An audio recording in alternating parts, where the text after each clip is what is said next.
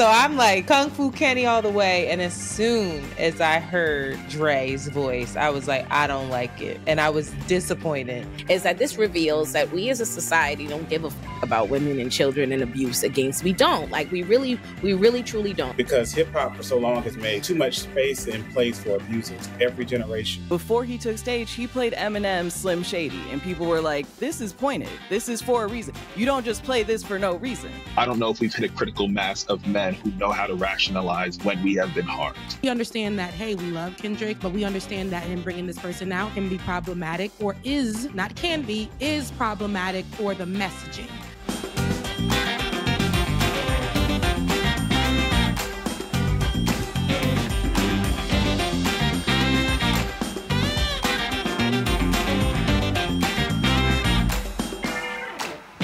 Hello, beautiful Black people. Hello. Hello. I brought y'all here to talk about Kendrick's Juneteenth concert. And I guess what made me even want to talk about it or feel like it was a topic, I had tweeted, what did I tweet? I said, what was the point of Kendrick even calling out Drake about being an abuser or being surrounded by abusers if you would just bring out Dr. Dre, the king of the abusers, to intro the track?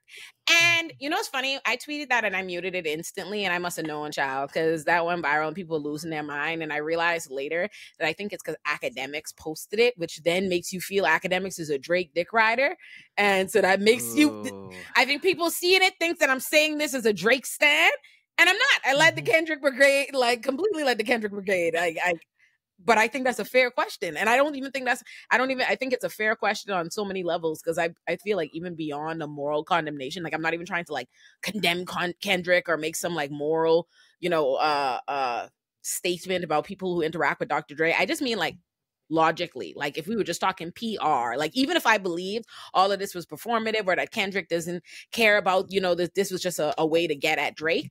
Even if that's the case, if you've successfully presented us the case, you know what I mean? Like against Drake and why this is problematic or these kind of actors, even if you're going to still kick it with Dr. Dre, maybe not this time, maybe not today, have him intro the track. That's just like what my advice would be if I were his PR person. Like that's not even just about me making but that's my thought, but I'll give it to the room. And I also wanted to make sure, that's what made me want to talk about it. But I want to make sure we start off with, giving love to how amazing the concert was. So, I don't think you jump past greatness and immediately just go to criticism. I think lots of greatness to be discussed. I think lots of that. So I'm gonna give it to the room. I know Antoinette got stuff. Yeah, I can see it brewing. I'm like, I was like, look at her. I'm really happy that you said that. I didn't see that tweet, but I remember sitting there and I was, me, I'm Kendrick. I ride for Kendrick as much as I do Martin. So I'm like Kung Fu Kenny all the way. And as soon as I heard Dre's voice, I was like, I don't like it. And I was disappointed. And I looked at my man and was like, I don't like it. I'm mad. I can't celebrate this part. Like, why would he do that? Especially given the allegation against him. Yes. And so I sat back and thought about it. And I was like, okay, this is so nuanced because I'm not a West Coast girly, right? And so I wasn't a huge Dr. Dre fan because it was, West Coast versus East Coast, whatever. And I'm repping my coast, whatever, fine.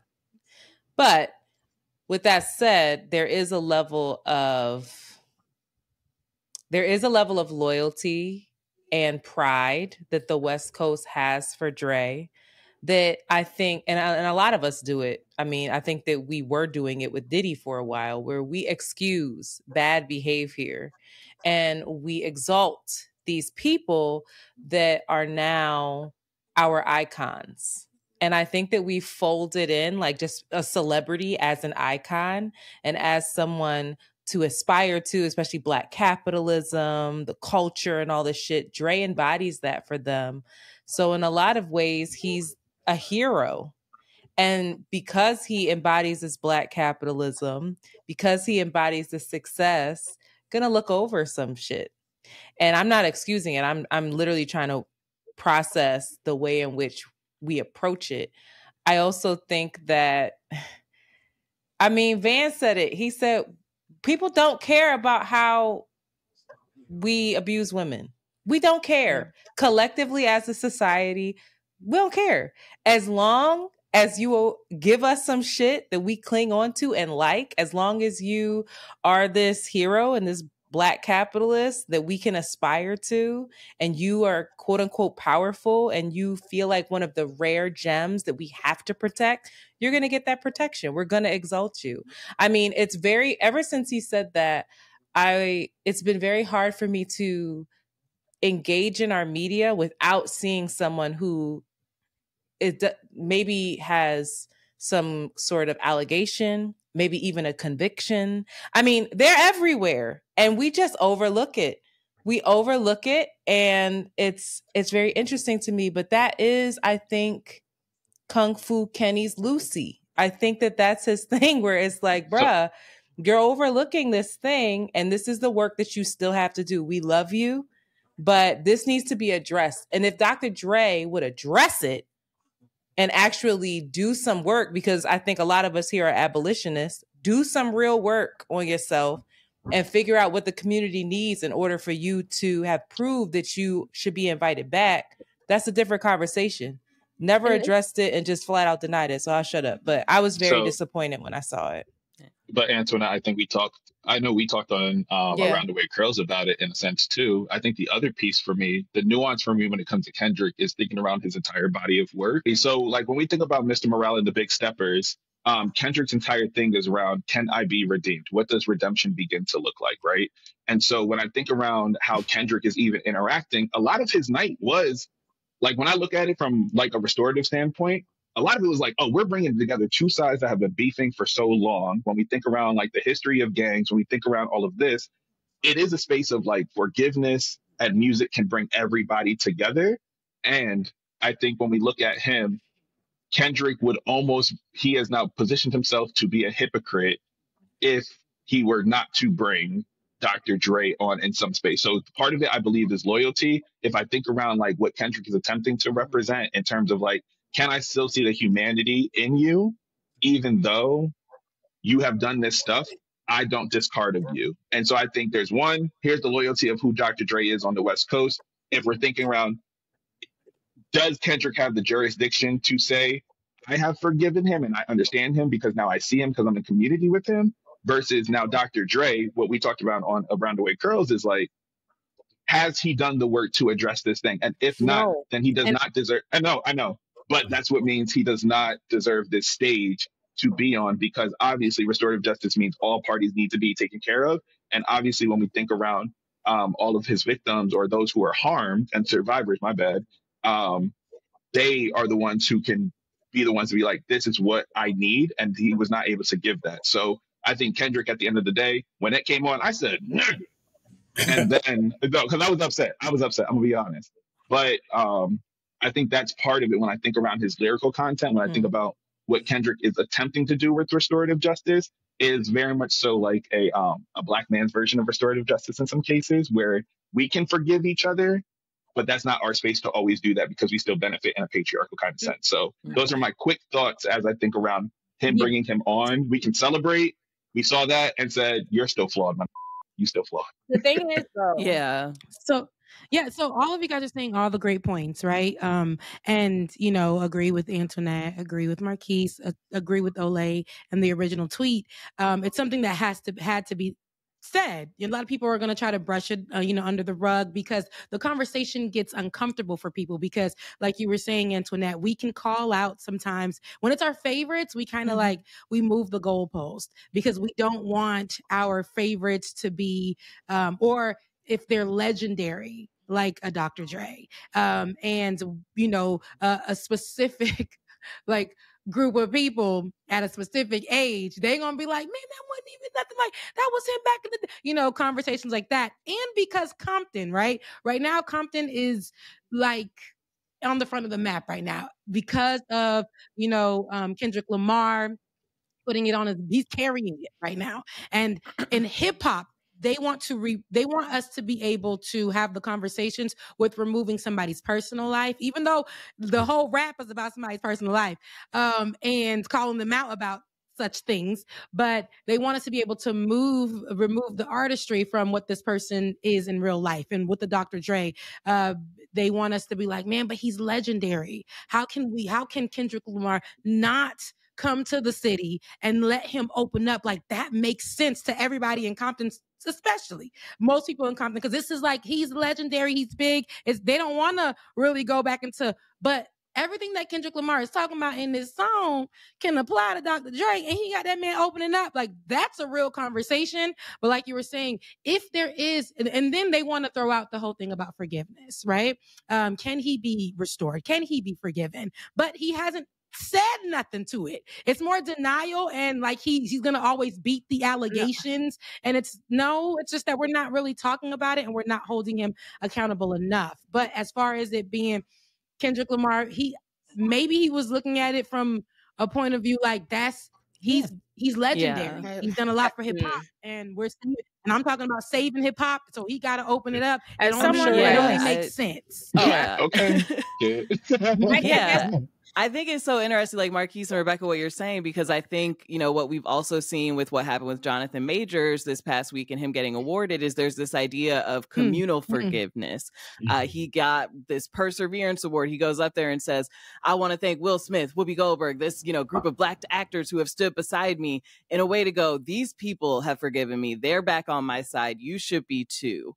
And it's almost like Kendrick was using his own clout and ability in that show to do the same for Dr. Dre. You know that people are going to draw those conclusions. He knew that people would say, yo, look at what Drake said about you, and you're going to bring him out. He knew that. And so I do think it was his way of trying to leverage that same just communal forgiveness of think of everything he's done for us.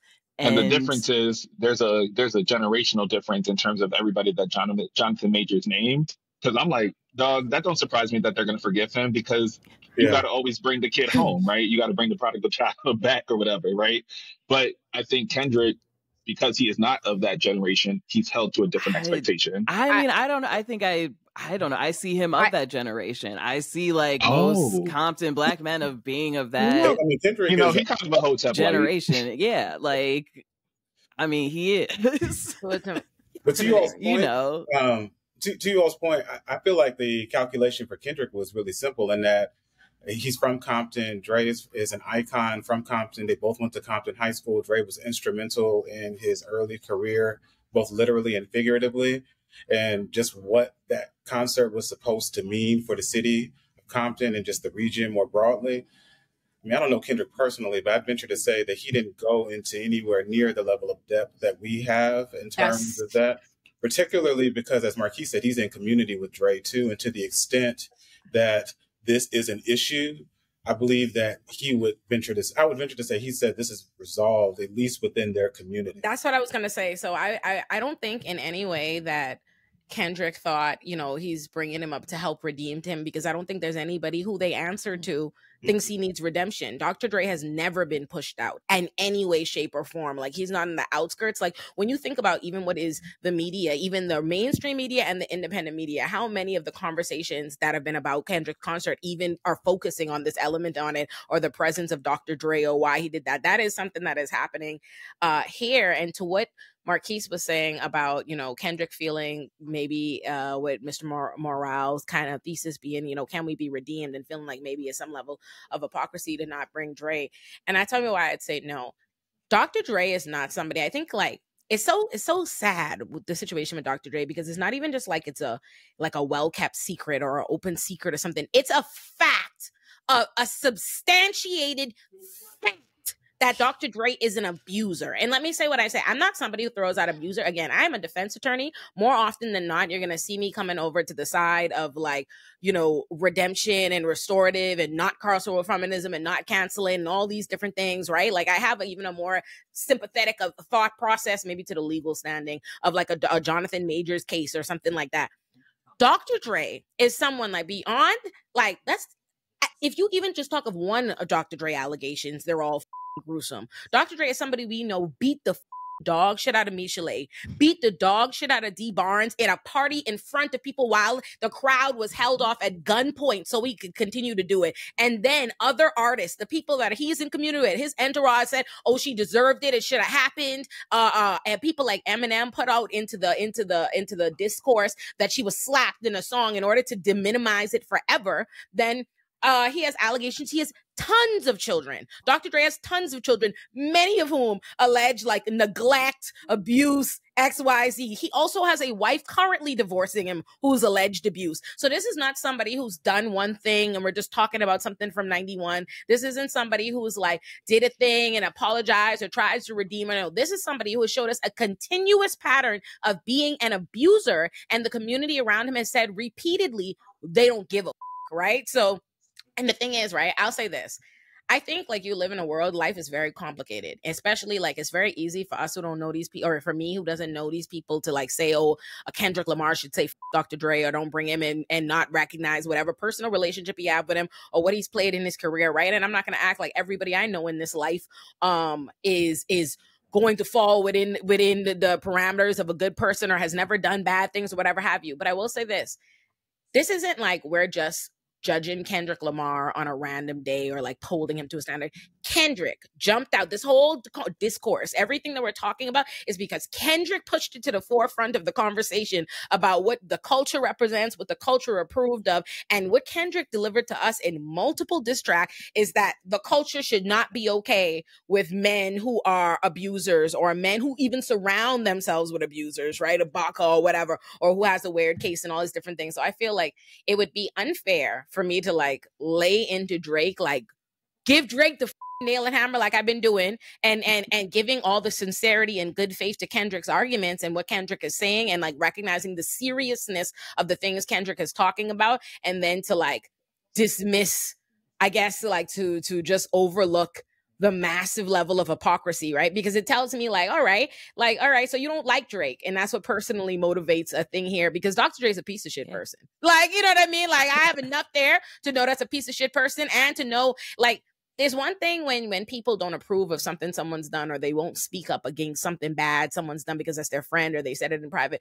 But not only is Dr. Dre a consistent abuser, but he's a consistent abuser who's always surrounded himself with people who will vocally support the shit, you know what I mean? Shit on this, shit on the next thing. So I just think, you know, I like, just on an optics level, I understand. I'm not like, I guess I'm not nailing him to the cross. I'm not saying like he should not or shouldn't have done it. I'm not saying, oh, Kendrick shouldn't have done that, I'm mad at him because he did it. I'm saying it does call into question what Kendrick said to us matters in the conversation that he has us having, if he can then go and have this person there doing that. That's just my thought process. I have a question about that. Those are all amazing points, Olay, and I agree with you.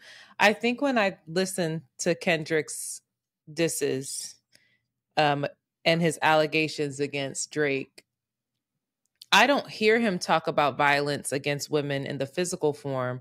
I hear the sexual connotation, and I hear the, you know, the what is it? The sex trafficking and being weird with young girls. And those are all things that I think collectively society says, no, you can't mess with young children. Collectively, we're like, hard stop.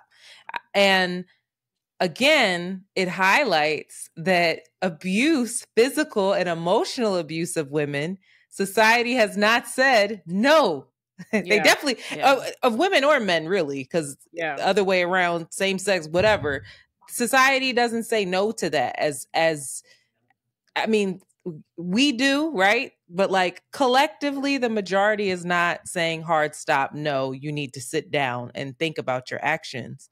I don't think that Kendrick was trying to offer Dre anything in that moment in terms of like, hey, come here. We're going to have this abolition moment. We're going to accept you. No, Kendrick is like, this dude who is the king over here co-signs me.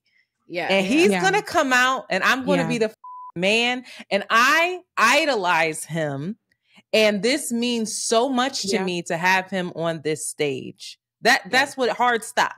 To me, that's what it is. And that's that I don't accept from Kendrick because he is so reflective and because he has seemingly done so much work on himself. That is where I say, okay, I invite you to keep going, because you're showing us you're gatekeeping the culture in a way that I actually appreciate. Like, I get it.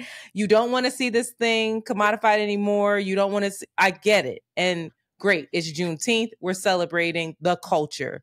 You made sure it was only West Coast folks on the stage. Got you. Heard you. But now, how many people on that stage have more work to do? And I think that he alludes to it with, you don't know what it was to get all these people up here. And so I'm not going to knock him, because the work that he had to do to make sure that nothing popped off at that show, Bloods and Crips, is beyond anything that I can actually imagine. But yes, Dr. Dre is a problem. There's people in my life all of this stuff is a big mirror. It's a reflection to me. There's people in my life Marvin Gaye, I have a hard time giving him up. A really hard time. Michael Jackson, I have a really hard time of like, damn, for real? I really gotta... You don't have to give them up. Like, it's not like anybody's making you. It's about the standards you create for yourself and what you put out into the world, right? Like, yes, Kendrick, but it'd be different if they were still living and I was in Kendrick's position. If I could get Marvin Gaye to come out and sing a song with me, I'm doing it. I'm telling you that right now. Yeah, I think there's that, but like, I'm not gonna have it's okay. You can have problematic people or blah, blah, blah, da, da, da, but I'm not gonna myself volunteer the narrative to the world that I can't live up to. That's what I'm like. That's what becomes. But I don't think that's his narrative. And I think, like, here's the thing. And I think, like, listen, it's one thing to want to gatekeep a culture, and keep what you perceive as a cancer out. But what happens when the gates you create are keeping the cancers within? Because, like, I feel like, and I think, like, what does it say if you declare to the world, right, this person is a cancer to our culture, we should gatekeep him. He's bad because of these sort of ways that he's these things, and this is bad. But all these other things are what you deem as like, this is the king of culture. This is what we covet. This is what we would ever have you. And all those other things are so bad. Like, in the same breath that you want to celebrate and you want to talk about all the different things that are of value in the community and what's not being respected by a Drake. What happens when, like, I think about even in Kendrick stuff, right? You're right. Antoinette makes an excellent point about they didn't speak out on the violence against women and all these things. But there was, and I know, and I hear that. But even down to what you did talk about, right? When you talk about what kind of father he is, or you have children to raise or whatever, Dr. Dre is somebody who is a deadbeat to most of his kids, like in a heartbreaking way, right? Like multiple tragic stories and all these different things. What does it say? What do we really care about? You know what I mean? Who is it that we really care about protecting? What does the cult? You know what I mean? What does it really mean in a substantive sense?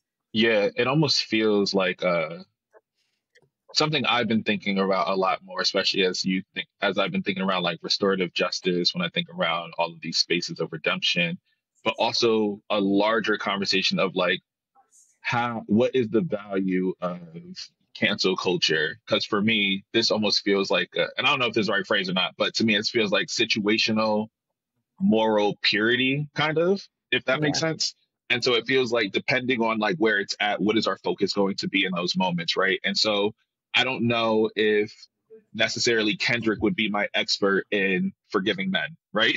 I don't know if he would necessarily be like my expert in this space. And so I don't know if I would love to hold him to that standard. I don't know if I would find it advantageous, because me and him don't share the same moral compass, right? Whatever life experiences those things are, there's something of a standard that we kind of ascribe to people. And like, we hope that they are following that same standard. But when I think around celebrities and people who are platformed, we want them to be as morally pure as possible. But all of us have our own problematic things. All of us struggle. All of us are human. And so what does it look like to have this conversation responsibly? And I think on the other space is like, who, and I'm still processing out loud right now, but like, who do we want to hold accountable? Kendrick did the action of bringing him on. And I think beyond him, I think for that situation, it was really just to honor Compton. Now, we're looking at it holistically. And I also think around like generationally, it is a little different. Like I think around like my students, they're not thinking around Dr. Dre. They're like, I don't know who this old head is, but like, not like us, not like us, not like us, right? And so I'm looking at that kind of space. And so like, even to a larger standard, there are people who do know, and there are some people who don't, right? And so is it one, our job as media practitioners, podcasters, whatever we float in the space of how we call ourselves, right? Is it our space to speak truth to power in that space and just make sure we have a rounded idea of who this is? And how do we then build capacity or ask people to negotiate their understanding of this? Because people on the West Coast, like we said earlier, they're seeing this as like, this is actually super impactful and super powerful in a way that could culturally and socially move Compton forward. But that whole piece right here is like, oh, but we still got to deal with this bullshit right here. Yeah. And so like, are we thinking around like the struggle and tension of these competing priorities and knowing that something good happened, much of good happened, and that was a very bad stain too. And so like, how do we hold these competing truths? I think you saw people even on the West Coast and in Compton holding those two truths at once when in the stadium that night, before he took stage, he played Eminem's Slim Shady. And people were like, this is pointed. This is for a reason. You don't just play this for no reason. And that was immediately when people started being like, Dr. Dre's going to come. He's setting the stage. He's playing Eminem. You don't do that for no reason. Especially when Eminem just the week before had put something out talking about Megan and making fun of her for getting shot. So I think that again goes to what Antoinette said about him not really caring about violence against women. Obviously he doesn't.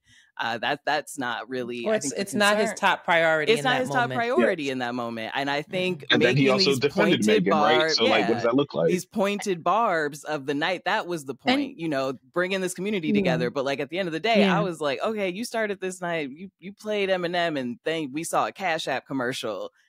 Like, okay, I'm not going to act like he is some moral arbiter. That isn't what I don't think anyone can kind of give him that title. But I think, yes, this was an important thing for Compton. And at the same time, there were people not just questioning Dr. Dre, but like there were like, I think 2 other people who people noticed that came out at the end who had like allegations against them and all this stuff. And, that isn't the point. I think for him, it really was, this is me just taking my point to do my lap to say, oh, Drake said I didn't have my city. I do. And that's kind of the beginning and the end of it for him. Yeah.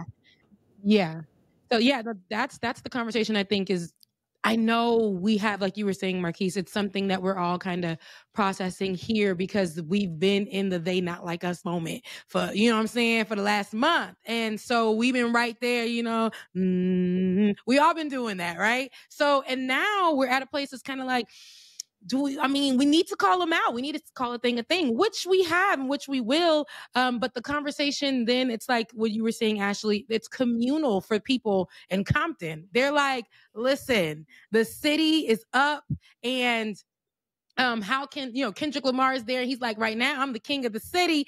And how can I not put out like the king of the city, like Dr. Dre? How can I not? And we're talking about hip hop and everybody's saying, the whole conversation around saving hip hop and making sure we keep hip hop and not let these, intruders in like Drake and Dr. Dre. When we talk about hip hop, it's at the top of the conversation. And so, and we from Compton and this is my city. And I want to make sure, like he wanted to make sure he did his due diligence. And because like you were saying, that's he loves Dr. Dre. So it was a personal moment. It was a Compton moment. And I think it's a great point because when you look at it strategically, the city's not just up, it's united in a way that it hasn't been. And so the thought process, I think, behind that is like, you know what, maybe we can stop these bodies from dropping. Maybe we can stop all of this carnage that has existed, this strife that has existed within this community. And in terms of strategically, I'm choosing to prioritize that over the other thing because I can't do it all at once. And so I think that there's something that is disappointing for us that's uncomfortable for us who have a clear, I'm assuming for everybody, who has a clear vision of the type of world we want to live in, but it doesn't happen overnight like that. And I'm really not trying to just give him a soft place to land, because I'm still disappointed and was mad when I saw it. But as somebody who has to be strategic in what you can actually achieve, what you can attack, I think about politics. I think about, our squad, who I agree with them. But guess what? Strategically, in the actual world that we live in, and in terms of the way in which our government is set up, we have to pick our battles one at a time and attack them. And that is uncomfortable for some people. That's something that is very frustrating for me. I'm still wrapping my head around whether it's uncomfortable or whether it's just not realistic, or whether I'm just talking shit and just going along with the institutions as they are. I'm not sure. But I do think that there is a strategic move involved. And then on top of that, I think that there is an additional layer of scarcity in the Black and Brown community for the folks that have, quote unquote, made it, for our legends, and that we feel even more in debt to protect, because we don't know when we're going to get another Dr. Dre. We don't know when we're going to get another Jonathan Majors. We're like, we got to protect these people. We got to make sure they're okay, because they are the North Star. And that's a real thing as well. So I don't know. Maybe I'm just talking shit. No. I think you're like, I think you're right in a lot of ways. And I want to be clear that like I said, I think, when you have a conversation about something, you question something, people take it as like, condemnation, or you're trying to hold them accountable. I'm not trying to hold Kendrick accountable. No. I want to be clear. I hate that shit. I hate when people see that. I cannot hold Kendrick accountable. He's not in a community with me or anything like that. And I also don't want to undermine or diminish the efforts of everything good that happened, because there is a thing that happens that the more people try to be inclusive, or the more they try to do right, people, instead of giving them credit for that, they just nailed them to the cross for what's missing, right? So I don't want to act like take away from all that he was able to do positive in this and what he's doing by having a Dr. Dre, or acting like I think it's this, serious, like, crime or anything. I just do think, it's like, it's a think piece, you know what I mean? A verbal think piece of exploring why that is, or what that means, if anything. But I'm not trying to. We should always be examining shit to get better. I ain't mad at you, girl. Yeah, like it's really that. And for me, and that's pretty much it. Like you can have them. You can do whatever, you know what I mean? Do whatever you want. It's not I don't even think it's do whatever the you want. I just think it's like, all right, my guy, like that's interesting. based interesting on alliance. What you have said. And it's just, I think of, Snoop Dogg was missing from that. People talked about that, and Snoop Dogg was missing. A lot of people are talking about it because Snoop Dogg was there making up the AI song or whatever, right? Like, he put a video out after being like, it was great and whatever. So that like you were excluded for that reason. Yeah. And so it's interesting to me that you have no problem excluding who are hip hop greats and legends. You know what I mean? If they pissed you off or they annoyed you or they did something else. So I just think it's interesting what we consider like our where you don't think Snoop got the invite? I think I think he got the invite. He did, because he did a little video after being like, that was so great, Kendrick. They were like covering, a lot of press were covering like him in the game's responses and stuff and what they were saying, because they were missing, because the game didn't get the invite. But the game didn't get the game. We firmly know the game didn't get the fucking invite. But I also don't know that had anything to do with Kendrick not liking him. Game has issues with a lot of them groups. Well, Game and in order to keep a Drake caping, yes, like for Drake, he did, but he also got issues with a lot of them different. One groups. Of Kendrick's camp came out on Twitter and said it, because the Game tried to put out a whole thing to make it seem like, oh, I was here for it, like, trying to say it. Like, and one of Kendrick's was like, nah, you was talking shit. That's why, like. But that's what it's gonna be. But I feel like for Snoop Dogg, they were saying he was, a fence rider. Yeah. He was making this. He supports Drake and he also supports Kendrick. There was no like, hey, we put the city on. We all together on this one. And they said Dre stood 10 toes down for Kendrick. And so there was that moment. But I don't think the Game was invited. You know what I'm saying? I don't think the city really puts on for the Game like the Game thinks it is. But it gave a little bit more I think it gave a little bit more community. The game just didn't, it wasn't a puzzle that was fitting. Tim, hop in, I don't yo. know. Didn't get that. You've been trying. You're so polite. Go ahead, Tim. Sorry, Tim. No, y'all are fine. I mean, I think the more salient things have been said, just in that the biggest question is, who are you going to build community around, particularly once you unite the city? And so, like, Kendrick has been talking about the entirety of his career, the destruction of Compton, both institutionally, internally, all of that. And he's used his position as one of the figures within Compton who's made it as someone who's speaking towards uniting and addressing some of these issues. And so I think, Olay, I think you did it right. And bringing a question to, if we're going to reunite this community, who are we bringing in? What values are we uniting around? Because hip hop for so long has made too much space and place for abusers, every generation, from Bam to Diddy, and violence against women, children, all in between. And so it's really a matter of, at what point are we going to decide that the work is not worth the harm that it's doing to the people that you're in community with? And so that's a question I think that Kendrick has to sit with, because, again, I don't think he's going to throw Dre away ever. But I do think it's a matter of interrogating, what are you going to do with this knowledge? Because he can't pretend as though he doesn't know. Like Olay, like you said, it's a well-documented fact. We're not in community with Dre, and we know this is well-documented, almost 30 plus years of documentation around this. And so it's really now a matter of, what are you going to do with it? And so I hope this is an opportunity to do that, especially just the work that he's taken to bring everybody together in this moment. What would we want to see him do with it? What would be the steps?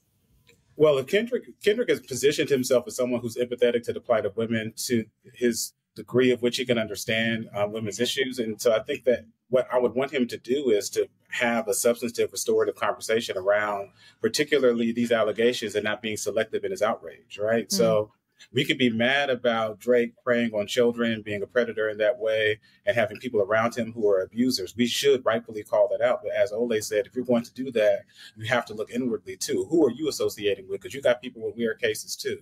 So then it's a matter of, are you going to talk about those cases as well? Or is it just because you hate Drake?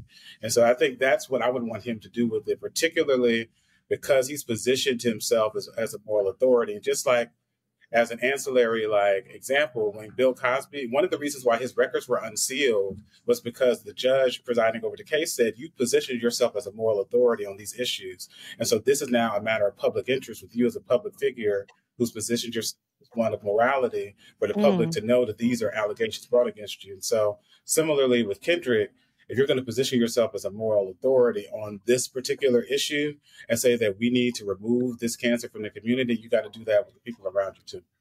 I guess I don't want to hold Kendrick, or I want Kendrick to do anything. I think what it really comes about is us. Like, I'm always thinking about how we as a society is responding what we think. And I think, and Antoinette touched on it earlier, is that this reveals that we as a society don't give a about women and children and abuse against. We don't. Like, we really truly don't. And we don't care about violence against women. And more importantly, we don't care about women or having women have a seat at the table. Like, when you even think about how, like, women have always been a part of hip hop, just like women are always a part of the Black community, right? But when you see things or celebrations that are meant to be brought about, what do you see? Men in mass. You don't see the women that were a part of hip hop, women whose stories coexisted with these men that are there, right? So, like, you'll see a Dr. Dre, but they'll never invite a D Barnes, you know? Like, the conversation will never be to include them or to truly right those wrongs. And so when I think about what I want to see happen post the Kendrick, it's not really about what Kendrick does or any of these people. It's about us, to me, filling in the gaps, like being able to appreciate something beautiful that was done. Like, Kendrick did something amazing. This concert is great. And this is great for who's able to be celebrating, who's there. But how can we expand our vision more to truly include and encompass the rest of the community? And that would require us to be interested in protecting the rest of the community, and thus having a larger conversation about what we think hip hop is, what it should represent, and what's not being done. Because to me, it's like, in the same way, I would be okay if people lived in a world where they just, they were like, okay, Dr. Dre and Michelet and D Barnes and all that is old news or something, but they show up differently for the women in hip hop today that are being abused, or the stories they're hearing about, but they don't. You know what I mean? I think about the fact, right? Think about it. All this starts, even like BBL Drizzy is a banger, right? Who started BBL bringing it to our attention, associating drink with the BBL, right? Hiss, Megan dropping Hiss, right? And like what happened, I see Hiss as the first real diss track for the year to really get us started with even a lot of the narratives that Kendrick was able to, you know, go further with, and other people that have been dissing. But why isn't Megan talked about in the conversation? Why isn't Megan invited or embraced at a thing like that? You know what I mean? Like that happens in hip hop. And there's a way that we're comfortable.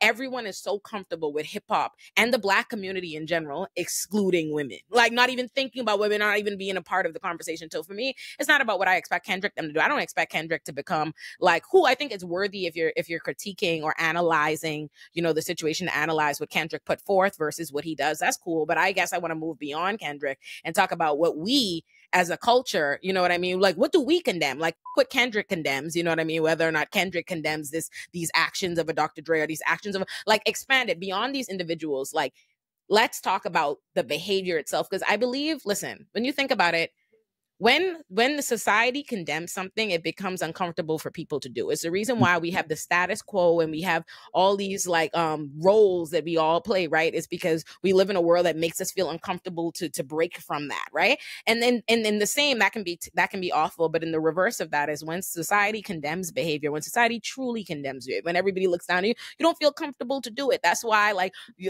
there's still pedophilia, there's still all these things, but that's not the way. You're not seeing that the same way you might see other things that society is not condemning as loudly, right? As time goes on, you see things more and more or less. So I feel like we have to start calling out with the same intensity that we see it as a harm. If we see it as a harm to the culture or the community, men who would prey on women or who would like young girls or whatever, we got to see not being parents to your children, you know what I mean? Not taking care of your children, neglecting your children, abusing your children. Like Brian McKnight's and them shouldn't feel comfortable. Like they shouldn't feel comfortable talking to us on the internet the way that they do based on the shit that we know, right? Like we got to criticize, you know, the exclusion of women. We got to criticize selling, like what is the Diddy situation is showing me, like beyond the sexual abuse, we have to start like criticizing at the root, like the knowing exploitation of each other. How many of these artists or how many of these moguls have we known have taken advantage financially, just financial taking advantage of the people they work with, of the communities? We have to be willing to decide, like, if we really care about community or we really care about culture, that means to truly protect the people within that community and that culture, and recognize that some of the things that you want to look past for the people within the community you do care about is hurting a lot of others, you know? So there's a lot of things at play, and I'm going to add a couple of different minds, right? I think the first part, I think as men, we need to be able to see each other and ourselves as victims, right? And I mean, we are also vulnerable to patriarchy. We are vulnerable to all of these systems that are consistently telling us this is what a man is supposed to be, this is what power is. But I don't know if we've hit a critical mass of men who know how to rationalize when we have been harmed. And because of that, it's always, I'm going to get you, I'm going to get you, I'm going to get you, which is also what perpetuates a lot of this abuse that happens, because a lot of this is unchecked trauma. This is unchecked bad behavior. This is me copying somebody that I've seen do this before. So this is the only way that I understand that power is gained. This is the only way that I understand that conflict is resolved. Not saying that's everybody, but a critical mass of us don't actually see ourselves as being able to be vulnerable. But because of us no longer seeing ourselves as vulnerable, we resent the rest of the world as men, because we are also suffering from patriarchy in a very different kind of way, but we also benefit from it. So how do we deal with this single layer of being Black, but I'm still a man, but I'm not getting all the benefits? So I think there's one tension that exists there. I think it's also having to understand, as a community, we don't get to continue to say what stays in our house stays in our house, because we're also a space who says, if you see something, you have to say something, right? But if that is the case, that means I need to feel safe enough to hold you accountable without thinking that harm is going to come my way, or be like, well, somebody else is going to handle it, or we got to do this. We are also a very individualist kind of society right now. It's one of my biggest concerns I see as an educator, as I work with students. It is one of my biggest concerns, because I'm like, we are continuously messaging to kids. And this is what I mean from a media standpoint. We're not messaging community. Do not continue to message that. We see that in small pockets of communities that exist, because that's not up for display for everybody else to see all the time. We're not always documenting, this is a community to come together. That's why if you even look at the imagery of To Pimp a Butterfly, if you look at the imagery of the pop out, that's what community should feel like, right? There's attention, there's complicated natures of it, there's conflict, there's love, there's pride, right? And so when we think around all these elements together from a media standpoint, we need the imagery messaged out more and more. But we know, and I know we talk to FD about it, he has stuff about it. We all talk around like we have to beat this algorithm as content creators. But those of us who are trying to promote these positive messages are not getting promoted the way they need to be. So I'm of the mind of men, we need to unpack, and other people who are in community with Black men need to also see boys as victims and also susceptible to being harmed by the system. And I think from a media standpoint, we need to continue to have a concerted effort to flip an image of how Black boys are being seen, how we are talking about Black men. And then also this will then, in my mind, in an ideal world, in my mind, this will hopefully lead to prevention, less interpersonal and intercommunal violence, which then allows everybody to say, this is the standard we hold everybody to. And we need to make sure that we are all holding to that standard and understanding in those moments of growth, it's going to feel uncomfortable. And all of us together have to renegotiate our relationship to conflict resolution, renegotiate our relationship to ourselves, who we see as victims and worthy of victimhood, and then how we're unpacking ways that we've personally perpetuated.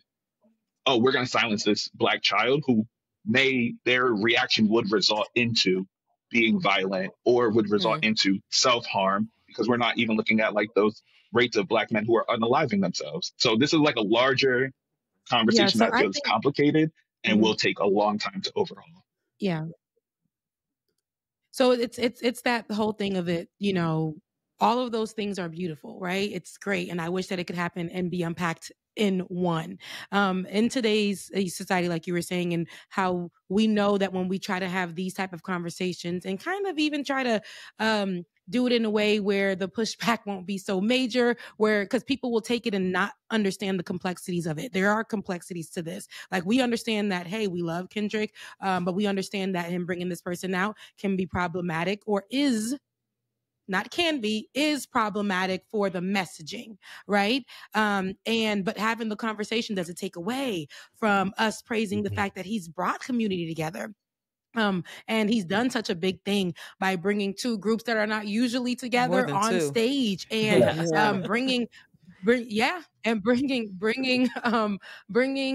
like a gatekeeping that needed to be there around hip hop again, and you know, sparking that joy and love for the craft and the artistry. Like it's all those great things, but there's these deeper conversations that we want to have.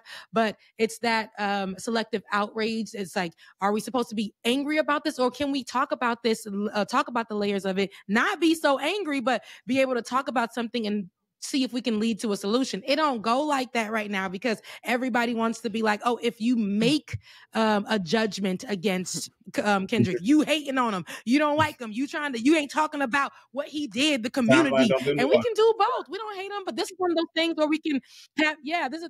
we can have the conversation and still let it lead somewhere else. We can do it, but no, they have selective outrage for different things. And if you speak on something and say you still like Kendrick Lamar, but this is just kind of problematic, and this is why it's problematic, they already like, oh, you hating. You don't even get to talk about this situation. They'll write you off.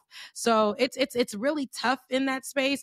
And it's uncomfortable when we have these conversations. I know once it hits the net, they're going to say that we're undoing stuff. Here they go. You know, people ain't, some of them ain't even really black to have you having this conversation. Like you know how it's you gonna really go. said it. So, I have to run. I have another commitment, but that's what I was going to say in my parting remarks. Just in that, I think it's worth mentioning that what Kendrick did was historic. It was beautiful. It's epic. I want it on DVD. If I have to get a bootleg, man, at the gas station, I want it on DVD. Listen, just the way that he was able to give a master class and just the craft of emceeing himself, the way that he put on for his city, showed that he was tapped in real, organic ways with the people that he selected, the way he was able to bring rivaling gang factions who have real active tension and nothing pop off before, during, or after. And just to celebrate Black culture in real, authentic ways. It was a cultural reset in a much needed way. And we needed someone of his ability and of his stature to do something like that someone who was also connected to one of hip hop's most important cities too. So all of those things coming together and then happening on Juneteenth was a beautiful thing. But that's also the beautiful thing about community, that we can praise you, we can celebrate you, we can go up. We was going up in my house watching that thing, but we can also have this. Listen, the wife and I, we was going crazy watching that thing. We told kids, like, y'all need to go to bed. Like, we trying to watch this right I was reading Antoinette's tweets. So, Five times.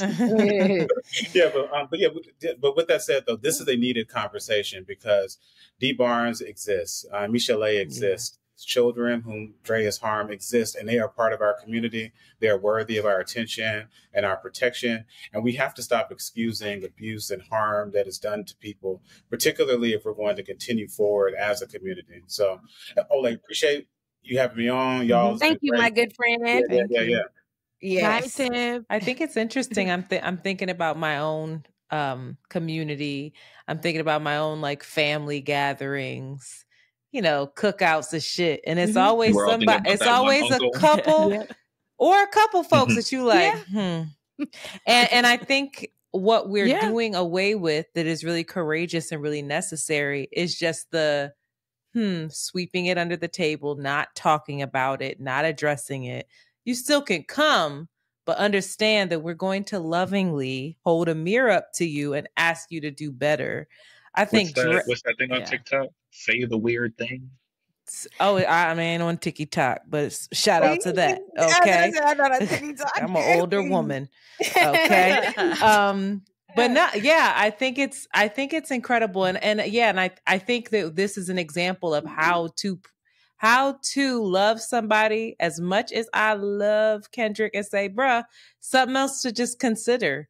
And I know I got a lot to consider over here. Shit. I know I do. For my own self, you know? And that's my thing. Yeah. I'm never like people should, discard folk. Like I remember years back, I think 4 years ago now, one of my friends I grew up with, we were crew back home. He is an abuser. Like it's crazy. Like he's an abuser, and it's nuts. What's nuts about it is, right, like if you didn't know him and like know him as a friend and know that information, he is like, God forgive me how this is going to sound. He's very dumb, like not like slow or anything, just actually dumb, like a regular dumb person, like a dumb guy, like a himbo. He's dumb in a way that like, if you're his friend, like you don't even, he doesn't even seem intellectually capable of turning up on you, like being mad. Like he'd be so zoned the out, don't get it. Like he's a dummy, you know what I mean? And like our own person, I swear to God. And he gets with these women. Bruh, like, but he gets with these women he's romantically involved with, and he turns into a demon when he's mad or whatever. It's like, I swear to you, he reserves whatever rage or something for them. And I remember I knew he was because we had heard stories, like he's our good friend. We'd heard stories from girls he's dated earlier years that he's abused, like in smaller instances. But then he got married. He married a woman, and he was abusing the shit out of her. And again, we all know this. We're hearing the stories from her, and between each, we know it to be a fact. And then when she like finally like she went on like social media and told everybody, like she posted pictures of the abuse, I remember instantly like calling all my male friends to like that are in that group to be like, don't you start trying to like excuse it or start tap dancing like it's a mutual abuse. Don't do nothing crazy. Like I'm not saying we have to cut him off, but we have to acknowledge that factually he's done everything that she says he's done, and we have to deal with him. Like we have to like explicitly acknowledge that, not water it down, right? And I remember I went to him. First of all, I went to her first. I like went to her, checked on her, offered my all my support, with her in this. And I remember when I spoke to him, like, listen, we love you, but you have a problem. Like, don't even try. Like, the first thing you need to not do is don't try and mitigate this. Like, don't try and pretend like it's something else or put it on her or blah, blah, blah. Like, none of that. Like, we're not trying to discard you or get rid of you or anything like that or whatever. But like, you need to acknowledge this. And I sent him this long thing, and he was like really receptive and good to it or whatever in that conversation that we had. And then the next thing I know, I didn't realize he like goes to his wife who he was abusing, who had left him, and like tells her, oh, she was never a good friend. Like she always been hating on me and working against me and all this or whatever. And he like blocked me on socials, and we didn't talk since then, because I'm not going to run behind my abuser friend to like get in your good graces if you're not me because of whatever. But I said it to say, like, I don't think we have to there's a world where I want you to pretend. Like, I'm not a person who pretends that you need to come on the internet and condemn your personal friend, or that you need to cut all your friends off, or when you hear things with them. But it is incumbent on you to like acknowledge that factually and try to be in a world with them where you work on that, or they change, or they something. And if they don't, they are those type of people you realize it's beyond you, then they are beyond you. But it can't be a world where your friend continues to be an abuser or be a piece of shit person, and you want to keep them, so you pretend not to know, or you try to mitigate it, or you do, you know, a song and dance with them.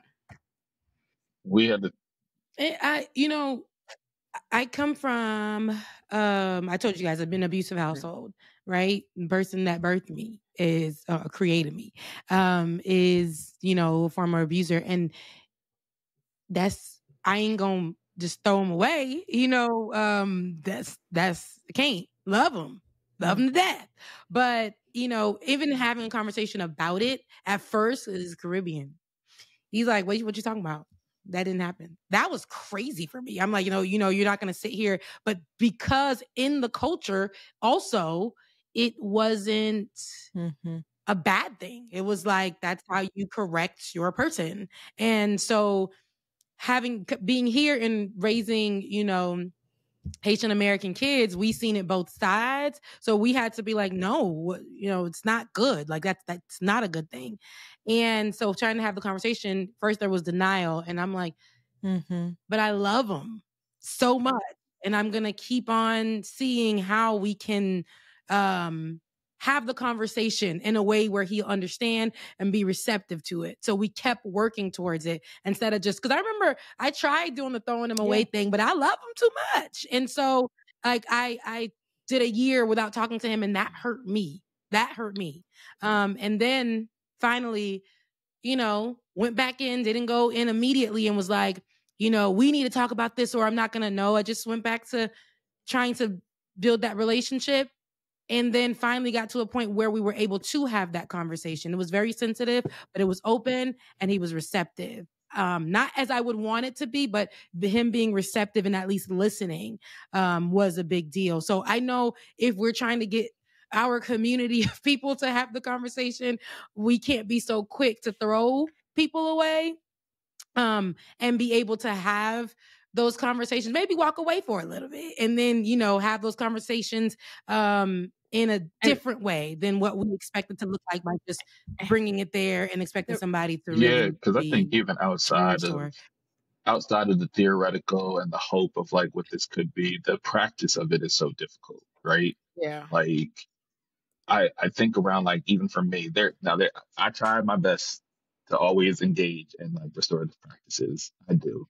Because I think it's important to model it. But I know there's one person in my life who abused me when I was a kid that's never going to be redeemed in my eyes, right? Yeah. Because I was on the receiving end of that piece. And it was a kid from an adult, right? And so for me, I'm just at the point where it's like, I don't need to see you anymore. And that's my little sibling. Those are my younger siblings. That's their father. I refuse to even have to be in the same room as him, feel the need to forgive him. I was blamed for some of his stuff. And so I understand like the difficulty in what this is, especially when they're in personal relationships. Even sometimes familial relationships seem to be a little bit more difficult because being with that person in and every day, you're like, well, it's not every day it's going to be like this, right? And so is this person worthy of redemption? And then the other piece I'm thinking around is like my navigation with that. I said, yeah, I'm going to do as much therapy as possible, but then stay where he's at.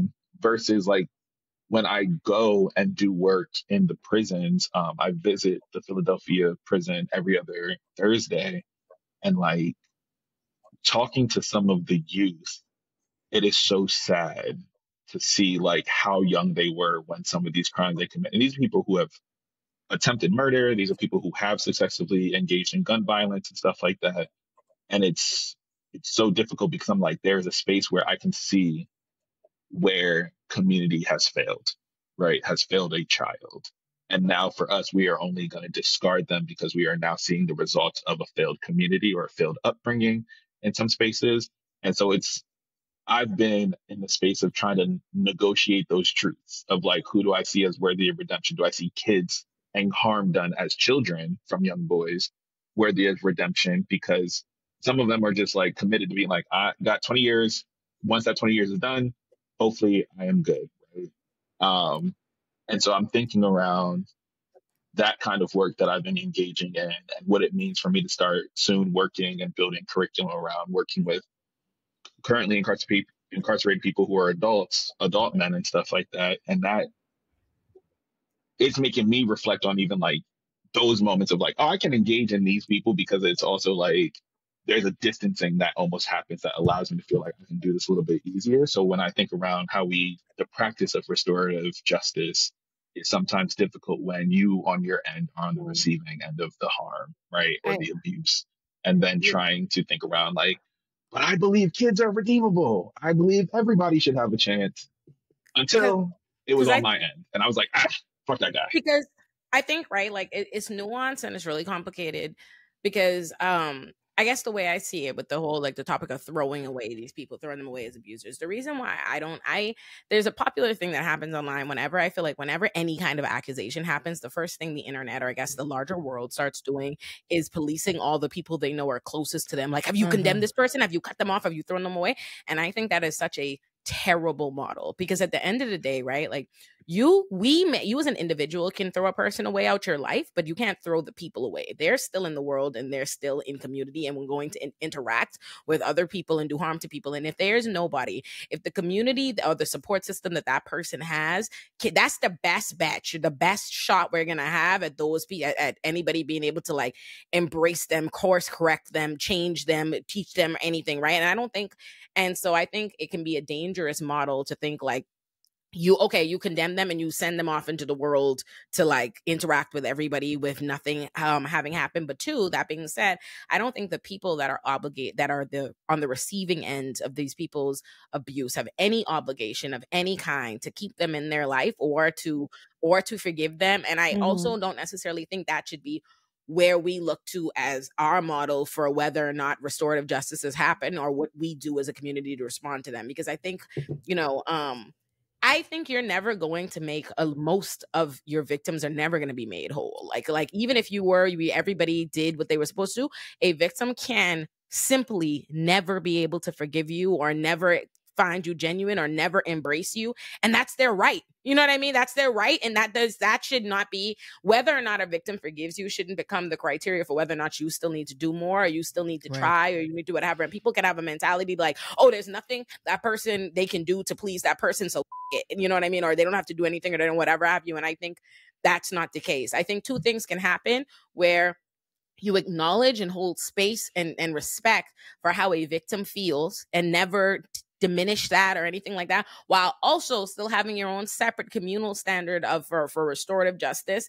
And this person can either meet it or they don't, right? So when I think of like a Dr. Dre, like I know Dee Barnes personally, I spoke to her, but I'm not going to speak for her. I'm going to talk to her like next month or on her own individual and let her talk.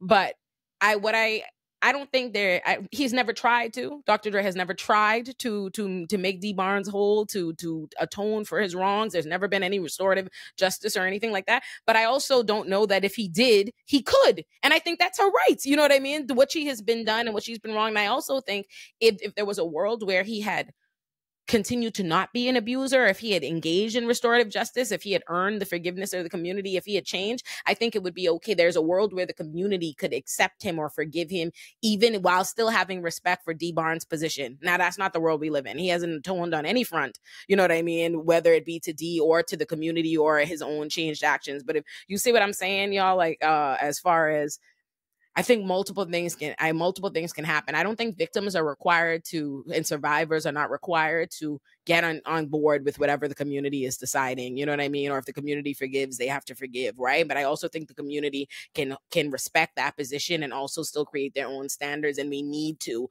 for what these people need to do to be able to be invited back into community, even if they will never be forgiven by the people.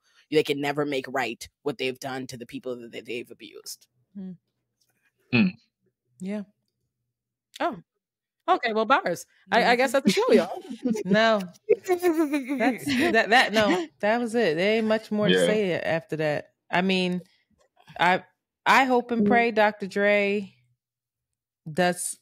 is able to do some real work on himself, because whatever demons he fighting, he hates himself. It's evident. Mm-hmm. Yeah, like he can get up there and rap and do all that, but bro, it's something. Maybe, yeah. Personally, he's probably effed up. His home, his thought process, everything is probably just not good. There's no healing. There's in no, my humble opinion, yeah. if you are able to inflict that type of pain on somebody and you can't regulate your nervous system enough to like calm your shit down and you do it repeatedly, imagine the turmoil, the dis-ease that he is walking around and functioning with, and then being praised when, like, I know he goes home and hates himself. That's what a prison. Like, right. Wouldn't wish it on my worst enemy. But also, they love to bring that nigga out for an award. They love to suddenly just honor. They honor Dr. Dre. Like, I feel like they find new ways to honor him. Imagine being that sick and then going up and smiling and being this beacon of light for everybody. And then when you get back home under your covers, you got all this shit around you. It's glitz, it's glamour. You look like everything's great.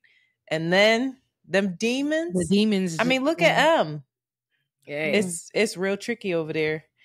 Hey. I wouldn't wish it on my worst enemy. That's a sad life to live. But and I think that there's a lot.